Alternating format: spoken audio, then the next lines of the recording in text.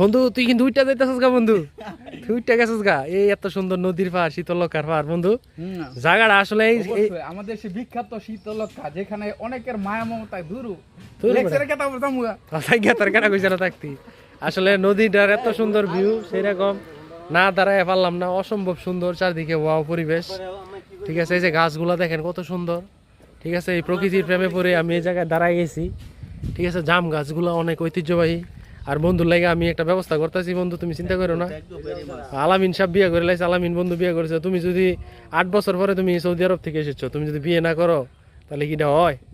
এটা হয় না কিন্তু। অবশ্যই আমরা এসে সুন্দর একটা জায়গার মধ্যে দাঁড়াইছি। ইয়া যাইতাম গেলছিলাম বুঝেনি, আলামিনের বিয়ে খাইয়া রানীগঞ্জের বাজারতে যাইতাম গেছিলাম, মানে এন না খার হয়ে পারলাম না। সেই রকম একটা ভিউ পিছটা, নদীর ভিউ। মানে আমাদের বাংলাদেশ হয়েছে নদীমাতৃক দেশ, বুঝছেন? এই নদীর প্রেমও আমরা ঘুরে গেছি গা, যেই কারণে নদী দেখে দাঁড়াই গেছি আর কি। ও বন্ধু, জায়গাটা কিন্তু আসলেই ভালো লাগছে। অবশ্যই অস্থির সেরকম। ঠিক আছে, সেরকম। এই যে এইদিকে ধান ক্ষেত কি সুন্দর। ঠিক আছে, এই যে ধান বাইরেতেছে, গ্রামীণ দৃশ্য পরিবেশ। এই যে দেখছেন ধান বাইরেতেছে, ভাল লাগতেছে বিষয়টা। হ্যাঁ, রাস্তাটা অনেক সুন্দর। মুক্তারপুর হইতো নাকি, রানীগঞ্জের আগে আর কি। মুক্তারপুর জায়গাটা খুব সুন্দর একটা জায়গা, তো ভাল লাগছে খুব।